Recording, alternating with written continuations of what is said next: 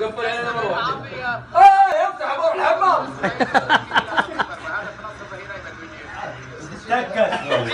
تسكت لا جاب صورتها كالعادة. لا والله يطلع فكها